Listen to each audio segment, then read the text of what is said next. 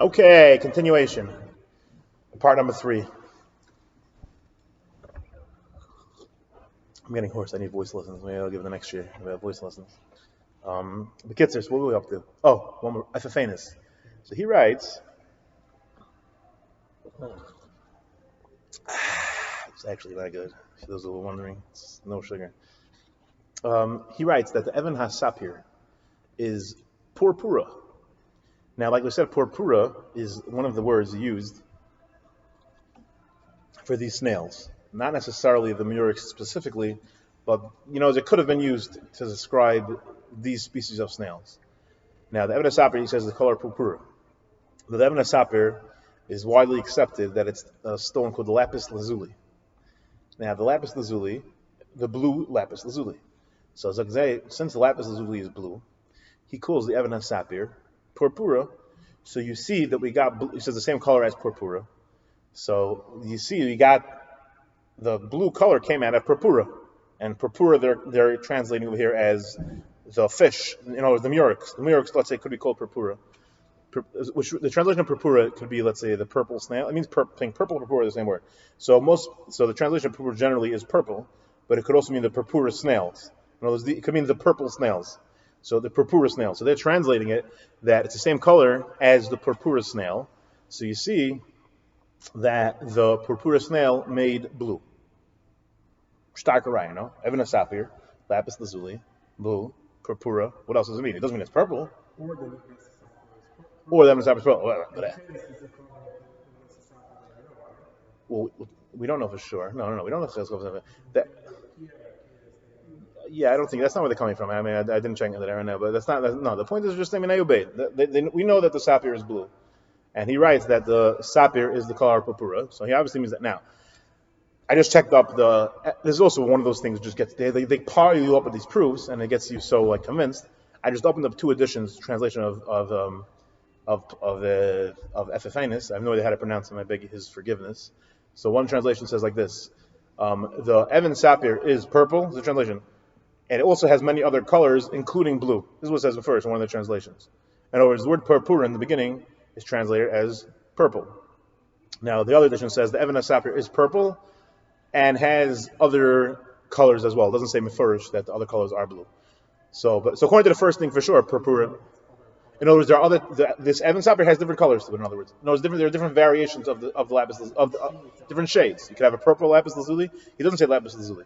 So now, but everyone agrees. You check this up; it's a fact. There's no question about it. The word purpura here means purple. If he's saying blue, like I said, he's not describing. He's describing a color. He's not saying the color of the fish. He's describing the color of this. Purpura is the word for purple. That was the accepted word in Latin, purple. If he means to say blue, he could have just said blue. He's not going to say purpura and mean blue. If purpura actually isn't blue, purpura is 98% purple and it has one shade of blue. But now, there are, let's say, Zohar Amar, he's of the opinion that he's not referring to lapis lazuli at all. In other words, he had a different sapir. Basically, we know, just because it's accepted by us, and let's say from Chazal that it's blue, you can't bring raya from some Galach that he actually agreed to Chazal that it's blue. Now, there's also lots of evidence that the lapis lazuli itself, there was a purple shade in the olden days. There was a purple lapis lazuli. Either way, he's clearly saying that, all he's saying is Evan HaSapir is purple. That's what he's saying. That's what all the translations say. So, you want to come with a backwards theory. I can find the theories. I have a better proof. Sadi Gain, he disagrees. He holds the sapir is not lapis lazuli; it's something else. And he holds the sapir is a see-through stone. No one agrees with him. We don't. Whatever. That's not the accepted view. But maybe come prove that purpura made a see-through color. Because the Sadi Gain says that the sapir is see-through. He says the sapir is purpura. Must be the murex dyed see-through. No, it's not a shtakaraya. That makes no sense, obviously, because obviously he's not going with upside the game. So I'm trying to say is, if he writes the sapir is purple, so obviously he held that the sapir is purple. Got it? Very good. Next, and this is agreed by all translations, by everybody. They're coming with these ridiculous theories against everything. Against this is no one. You're not going to find these dumb theories in any of these professional articles. It's only in these contrarian. Again, they're taking advantage of guys like you, who Baruch Hashem spend your time learning. I don't have time to research, so I did a little bit of Torah for you. And researched all of their ridiculous arguments, so that way you guys continue learning without having to put this in the Kala Ilam on your tzitzis. You are very welcome. Next, what's the next proof? This is actually one of the stronger proofs as well. This is, I know, it's the one I mentioned before, the what do you call it, the heliotrope, and this is also a shocker proof they have. It's called the Iakintos. I have no idea how to pronounce it. Iakintos. So basically, there's a thing called Targum HaShivim, the Septuagint, which was a ancient Greek translation done. I don't know exactly the Tekufa. It was, I think it's 200 years before, BCE. I'm not exactly sure when it was. So yeah, it was around 150, 200 BCE. It was done by, it's Pashas the story. The Gemara mentions that Chazal, that there were 70 Chacham did it. It's not exactly clear. I mean, it's just not necessarily. No, Shimon was Canaan, and they changed it. It's not clear because you read it; it's full of errors. So there's big issues. In other words, who exactly wrote the Targum HaShivim? And it's clear that the Pashtus, the people that wrote it, were not Chashur people. They were Hellenists. They were modern Hellenized Jews. But either way, what do you say? They didn't make it. That's the Gemara. Yeah, so some say that the Gemara and the Sept is two different things. The Gemara's Targum HaShivim is not the same Targum, not the same. It's a different story, but it's a very complicated thing. It's one of those things which is just, there's a book about it. I forget what it's called, trying to shtim everything, but it's very shver. I think there's a book about it, maybe not. Whatever, it's a shver thing exactly with the Targum HaShivim. But there's no question that the Targum HaShivim is full of ridiculous errors, and the people that wrote it are Amaratzim. The Targum HaShivim we have today was definitely written or edited by Amaratzim. Now, could be it was written by the Mecham and Amaratzim got their hands on it later. There's full of errors from like, it's just like Vayilahem, let's say Hachemar, they attach Chaymer, Evan, whatever. It's full of completely ridiculous stuff. But nevertheless, it's a very important thing. A lot of words, they were there in the times of the Beis HaMikdash. Now, they translate Tcheles as Iakintos. Now, this is also very important, I forgot to mention. Part of the theory is that there was, like we said, we should really step back. Purple was a very valuable color in the Tkufa in the Roman period, starting from the Roman period, or maybe it dropped before, but the Greek period. Purple was the Beged Malchus, and the color of nobility.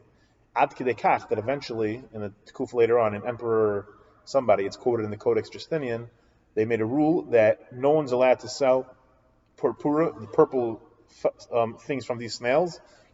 They banned people from selling it. Now, from this was way in around the year 500. I don't remember exactly the year.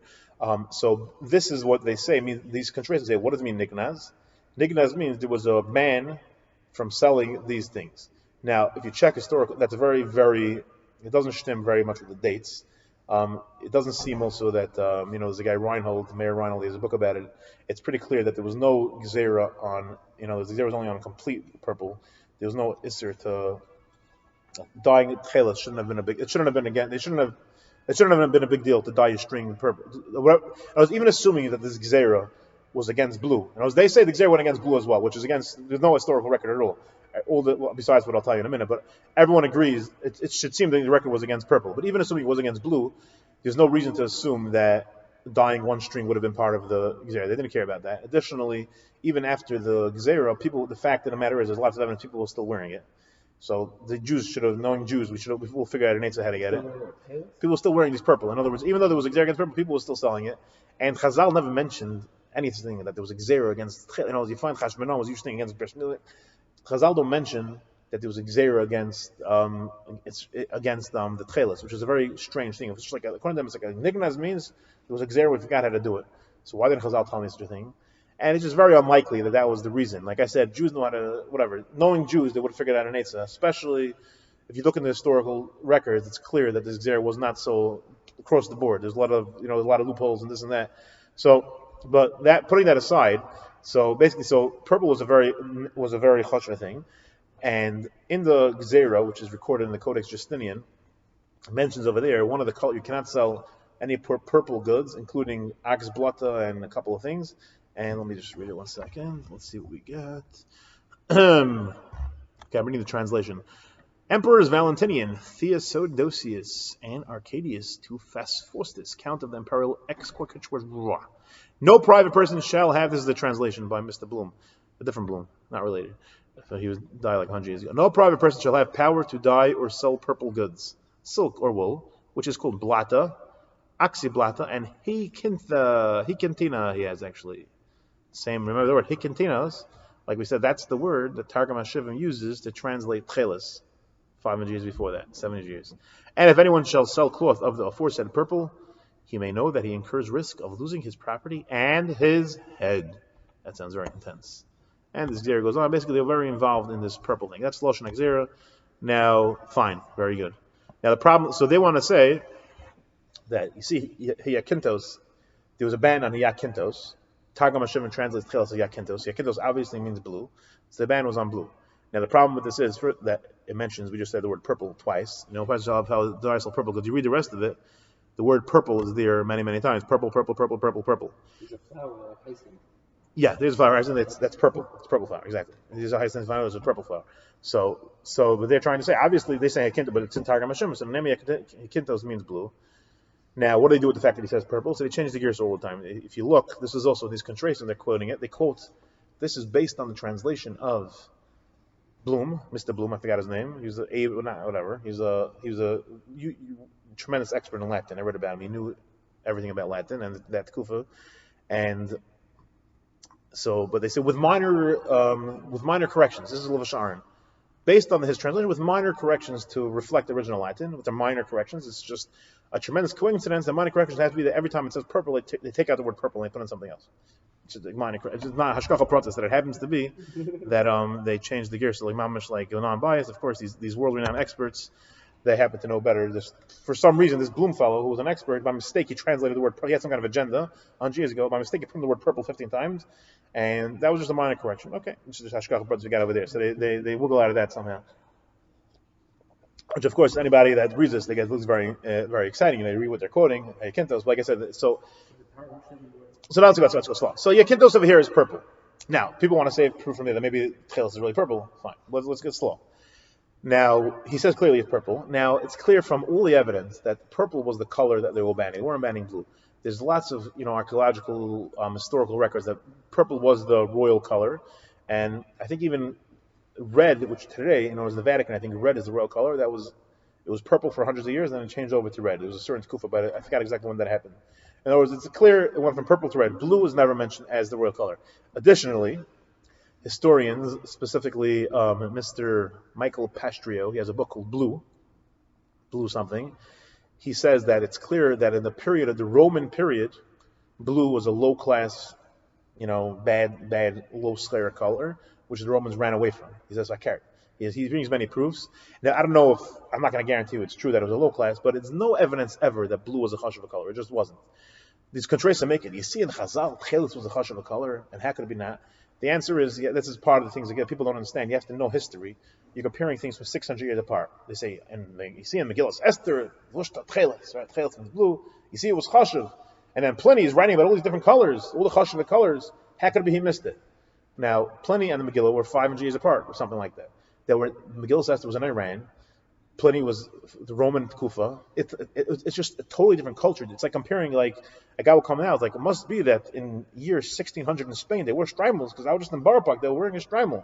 So it got to be, that was the style, right? So you bring a proof that in Italy and Spain, it just doesn't work like that. As colors change, and you read the historians say that purple was the in thing, blue was not the in thing. So it's very unlikely, Mr. to say that the Gzera was on blue. There's no evidence at all to say that the Gzera was on blue. Now, the question is, what are we going to do with this word Yakintos? Now, Rav Herzog, in his thesis, he was actually, like I said, he was the first, and till today, basically the only guy that actually researched Tchelas. Why the only guy? Like I said, there was Ziner, he researched it, but he didn't really do. It wasn't a scientific research. It wasn't object. Yeah, he didn't go through any of the historical records. Now, the people today, they think they're experts. They actually didn't. You read what they think. They didn't do anything. All they did was, let's say they said it's Murex, and they tested it, and they said, oh, it really does dye blue. There's no one's actually going and doing any serious research into this. Actually, there's nothing. First, he's the only guy that did it. Now he goes through Yakintos. He goes to this color. They say Yakintos is a very complicated color. He brings the Targum Shahil's Tchelas is blue. So he said Targum Shivim meant blue, but he brings on plenty of places Yakintos meant purple. Now, in Justinian, it's clear he's referring to purple. He says it's purple. Now, there's other evidence as well that Yakintos means purple, but there's also evidence that Yakintos was blue. So the main point I'm trying to say is Yakintos is a complicated word which meant different things. I may have a shot exactly why I meant certain things. It was in Yosifah, and he also says the color of Tchelas is I think he says Yakintos is the color is blue. It's the color of the sky. I'm pretty sure.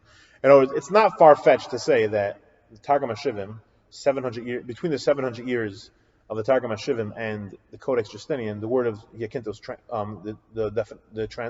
the translation, the definition changed.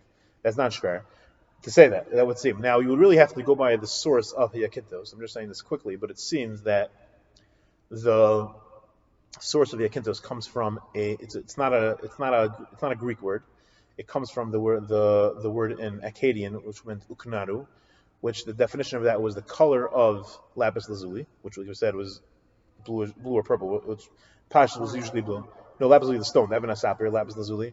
And in the Akkadian documents, the way it works, it was like with I forgot the word. It was like it's pictures, but Oknado is the translation of Tchelis. That's what it was. Tchelis was always was translated Oknado. So Targum HaShivim wasn't really saying anything that original. They were just repeating the translation of Tchelis, which was going on for 1,000 years now, which was Uknado, which became Yakintos, which means. I believe Tchelis is blue. I mean, I'm not positive. I mean, I understand that there is, but assuming it's blue, so lapis lazuli would have meant blue. So it meant blue in those days. Now there's another word, which is Greek, called Iantina, which is not Yakintos. So everyone, all these contractions, they get confused between the two. But if you look in the dictionaries, they're two different words, two different shirashim. Iantinos is actually a Greek word, and the definition is violet. It means purple. So, and there's also evidence of a few hundred years after the Targum HaShivim that writers started confusing these two words. In other words, Iantinos and Yakintos means the same thing. So I'm just saying a possible theory. Again, this is a theory. Don't come. I'm telling you, this is a possibility that it's possible that Yakintos in the time of Targum HaShivim, in other words, Yakintos and Iantinos are two different words, and then later on they became one word. And Iantino always meant blue, always meant purple. It means violet. So it's possible that Yakintos, the translation became purple because it got confused with the other word Iantinos, which is a very similar word. So therefore, when it comes to Justinian and that Kufa already, everything meant purple, both of them. That's a possibility. In other words, I'm just giving a possibility why the word may have changed, but it's not so simple because if you look at Rav Herzog, he does bring, I think, one source that Yakintos itself meant blue, even in the times of the Codex Justinian, which would seem that it's just a complicated word. What are you going to do about it? I'm sorry, I don't think I can do it. It's not my fault. Yakintos is a complicated word. It proves he brings sources that it means even gray or red even. It's confusing, and I'm not mechuyev. If someone would actually do research, this is what if these guys actually wanted to research, they would actually research the word Yakintos. None of these guys even checked into this. Like I'm saying, I'm the only guy that did a job. I didn't do research. I'm doing amateur research. But all these contractions that they think that the biggest bekim in the world, none of them actually researched the source of the Yakintos, how it changed, what it means. They just say Yakintos is the same thing. That's they like a first grade research. They make Xerishav, Yakintos. But if you check a little into it, so basically, you don't see anything from this Yakintos of the Justinian. The Codex Justinian was referring to purple, clearly. Yakintos Targum HaShivim Pashtus is blue.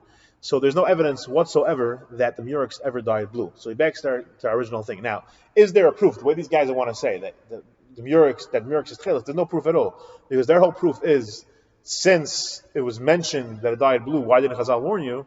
But it's not mentioned anywhere that it dyed blue. Okay. Now we have that clear. Is there any questions? No. Okay, we'll continue part 4. I just want to discuss if there's any archaeological evidence that it dyed blue, and maybe we'll summarize. Okay, have a great one.